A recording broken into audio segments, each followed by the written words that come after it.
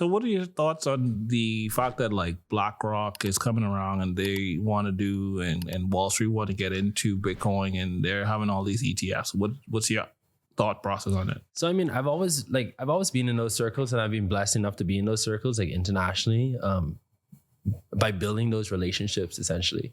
And one of the big things that I would have noticed is like during that wave, what was really essentially happening in the crypto space was they were always a part of the crypto space. Although they may not have made it known that they were a part of it, they were always a part of it. One of the big things that they used to do is when, say, Bitcoin was at $3,000, these guys would pump Bitcoin up to $6,000, essentially just doubling their money. Right. And then using, OTCs and everything like that.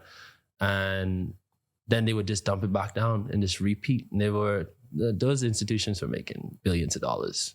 So the institutional money was always there. It was just not as pronounced as it is now. They use it to create a stain because you could control the market a lot easier. Like it's kind of like for me as I trade in an order flow strategy. So just basically looking at buy sells on the depth of market charts and being able to kind of look at the market, the trades that are going at a market and also limit orders, because I trade on the ladders.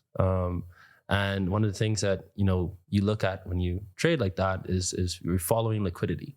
You're looking at where you're looking at iceberg orders. So the trades, you might have somebody call a broker and say, hey, I want to buy 50,000 contracts of oil. That's obviously not going to go in the market as a market order right away. So what they would do is they would have iceberg orders that do not go on exchanges and you can't see them, or it's like 50, 50, 50, different order types.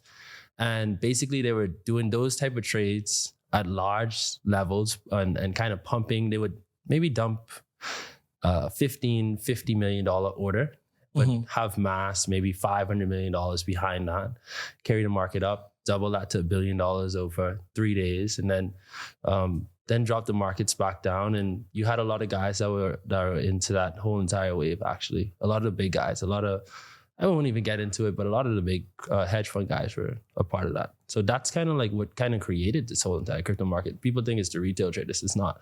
Crypto didn't go up to 60K because some person was like, oh, like this is worth something. No, it's of course not. That's crazy to think.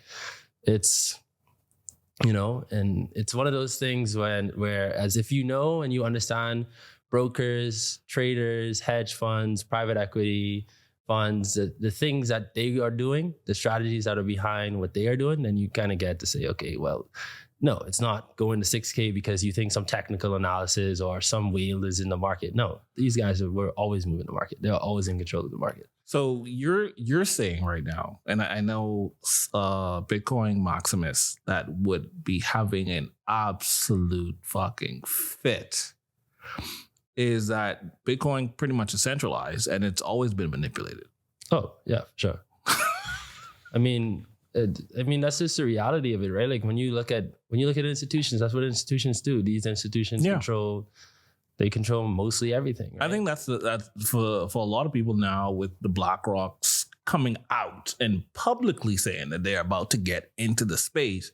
Everybody's like, okay, so now Bitcoin is going to be centralized. Like, what's next? What's the next step?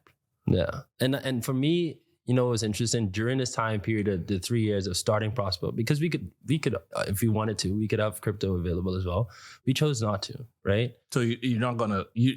Is it you don't want to? We don't want to right now. Not right now. But it's a door that's possibly going to be open somewhere down the line. Oh, it can easily be opened.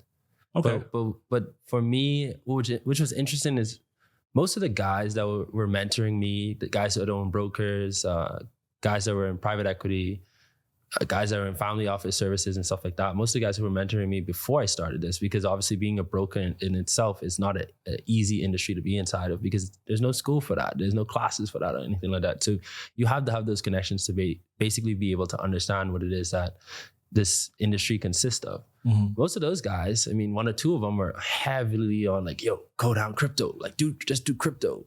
It's not regulated and this and this. And I'm like, hey, look, at the end of the day, and I would have said this when I was probably like 21. I said, hey, at the end of the day, you guys need to understand that you think that it's not regulated. There's nothing that's not regulated. Everything's regulated.